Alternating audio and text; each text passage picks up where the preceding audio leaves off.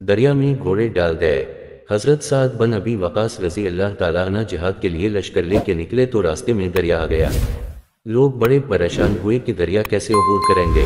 حضرت سعد بن ابی وقاص رضی اللہ تعالیٰ عنہ دریا کے کنارے کھڑے ہیں، چہرے پر ذرہ سی بھی پریشانی نہیں۔ سپاہیوں نے پوچھا حضور کرنا کیا ہے؟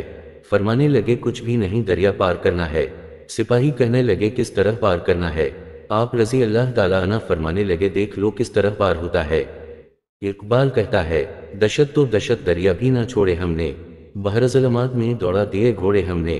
حضرت سعد بن وقاص رضی اللہ تعالیٰ عنہ دریا کے سامنے کھڑے ہو کے فرمانے لگے، وہ دریا تو حضرت موسیٰ علیہ السلام کے نافرمان قوم کو تو راستہ دیا کرتا تھا، اور ہم تو محمد مصطفیٰ صلی اللہ علیہ وسلم کے فرمان بردار غلام ہیں، ہمیں کیوں راستہ نہیں دیتا؟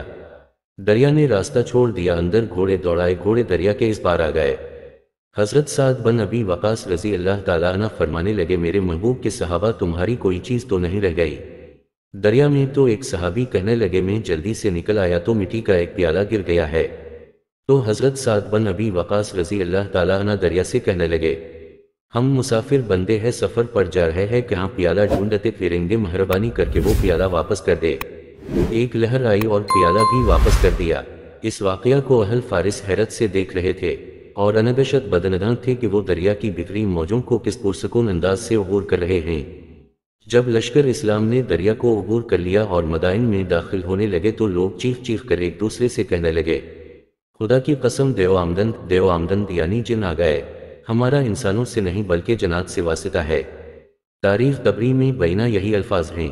اسلامی واقعات۔ بس میرے بھائیو آج ہمارا ایمان اتنا کمزور ہو چکا ہے، ہر طرف سے کفار ہمارے اوپر حملہ اور ہیں، لیکن ہم خاموشی سے ظلم سہہ رہے ہیں۔ اللہ سے دعا ہے کہ اللہ تعالی ہمارے جذبہ ایمانی کو دوبارہ سے پیدا کر دے۔ امین سم امین یا رب العالمین۔ جزاک اللہ خیرہ۔